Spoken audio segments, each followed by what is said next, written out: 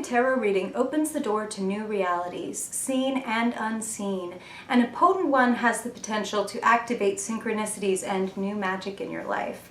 Therefore, you want to be sure that the reader, whether that's yourself or someone else, has the purity of intention, the compassion, and the true connection to bring down the highest truth to speak for your highest good. Hey, I'm Madeline, and today we're going to talk about tips to help you give a more articulate, effective, and accurate tarot reading. Whether you consider yourself an experienced reader or a new student, I haven't seen these tips a lot of other places before, so I wanted to provide my own insight into this fascinating topic. The first and possibly most important step to becoming an effective tarot reader is to get out of your own way. To the best of your ability, remove judgment and expectation of your reading skills. These two things will smother your budding intuition every time. This is an especially difficult mindset for new readers. Don't worry too much about being right now.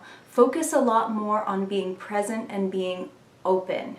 Ideally, if you're a new tarot reader, you're not running around telling everybody that you have the one-way ticket to Truth Town anyway, so that's all a part of dropping resistance and releasing the ego in order to become a better reader.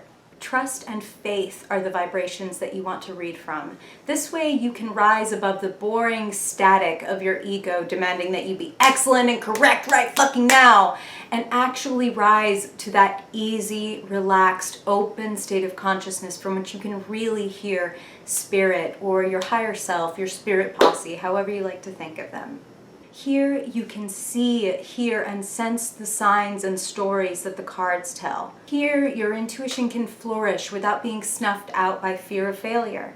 If you feel too fearful, which is the same as egotistical, to be able to say whatever strange message comes through. Here's a real life example. One time sitting and reading somebody and just felt like saying, okay, what's with the ducks? Where are the ducks coming from? Why are they showing me ducks? Then you might never spit out that one message that is going to rock their fucking mind and heart wide open and let them know that they are a part of something bigger, that they are connected to all that is, and that all that is wants to offer them love, support, and direction, the same way it wants to offer it to you. You become a conduit from spirit when you release your fear of being a little too human, you know? Tip 2. Open your reading with prayer or setting an intention, however you like to think of it. One way to help get your ego out of the way is to have an honest, open, vulnerable dialogue with spirit, which you can do by opening up and asking that any biases, blockages, old wounds clear out of your energies so that you can be a clear, open channel for everything that which spirit wants to say. You can and absolutely should create your prayer and tailor it to suit your needs and beliefs, but I'm going to give you a little example of what my go-to prayer sounds like. My personal prayer goes like this. Thank you, archangels, Ariel, Gabriel, Raphael, Michael. Thank you for guarding the four corners, for creating this safe, divine container through which the highest truth can be received for the highest good of everyone involved. Thank you to my mother, my personal guides, all those whose names I do and do not know. Thank you for your presence and protection. Thank you for guiding my heart and hands to speak and teach for the highest good of everyone involved. Thank you to the powers of the below, the earth, ether, unconscious, darkness, and dreams, the sanctuary of the shadow. Thank you for your wisdom.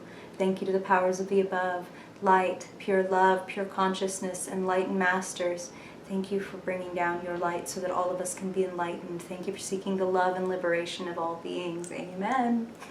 Doesn't have to be that long. You absolutely, like I said, should make your prayer work for you, make it resonant for you. But every time I speak that prayer, it's like I feel like a tuning fork just vibrating in line with spirit. And when I do that, the messages just sort of pour forth without me getting in my own way. It's a powerful exercise. Tip 3 is super simple, and that is cultivate a daily reading practice. There's a reason they call it a practice. You will develop a much deeper relationship with your cards if you set aside a time, whether in the morning or the evening, whenever it works for you, to show up, maybe with your magical journal. I've done a previous video on that if you want a few tips on how to get into it.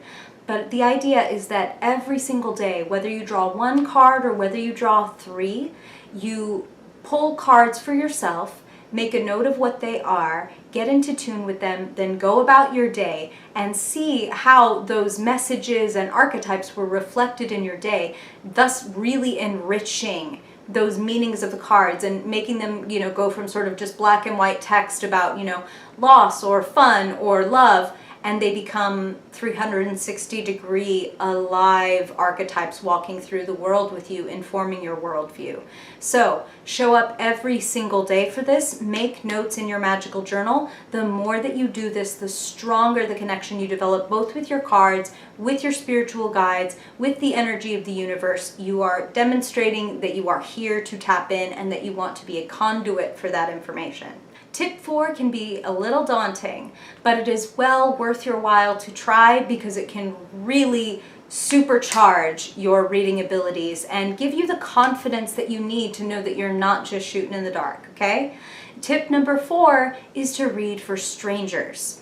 Now, I know, sounds a little scary, but when you have absolutely zero background information and zero bias, you have zero investment in what the answer is going to be to this person's question, you are much better able to give an honest, completely unbiased reading. When we read for friends, for one thing, of course we don't want to give them quote unquote a negative or bad reading, then there's also the fact that we have biases. We might have this girlfriend who we adore and she's just the sweetest thing in the world, and we happen to think that her boyfriend is like a, bipedal walking virus.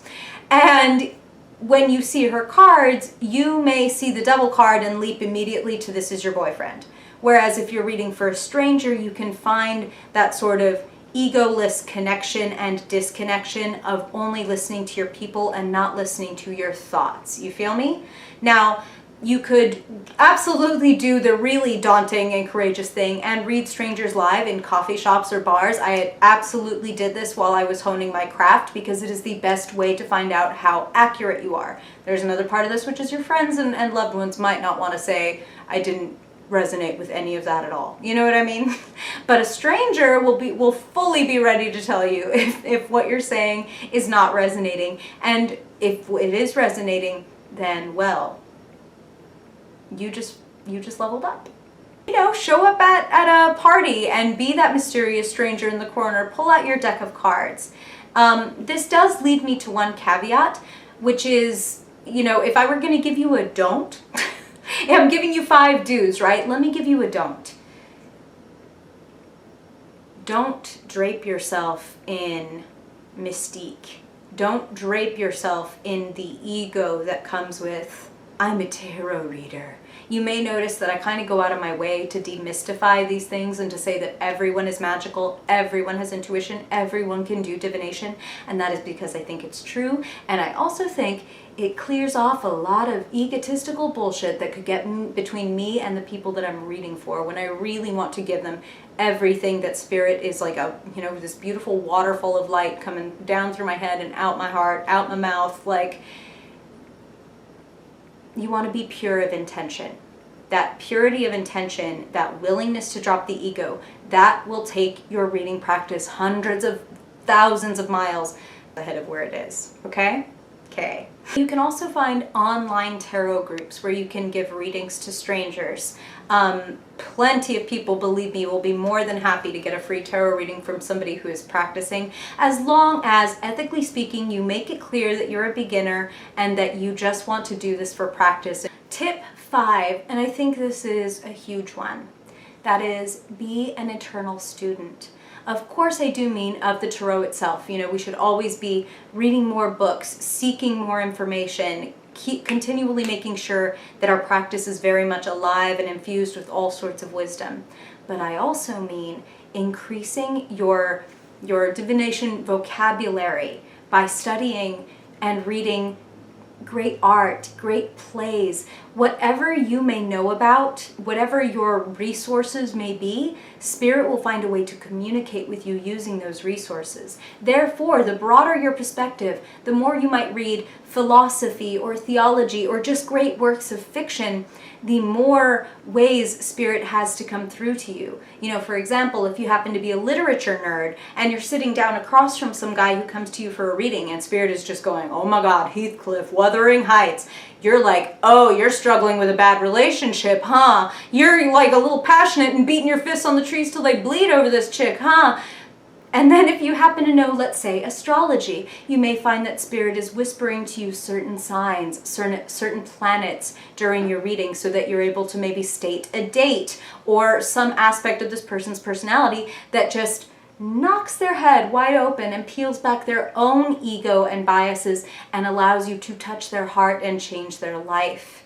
So open and broaden always your mind, your lexicon, so that Spirit can speak in the way that is the most resonant.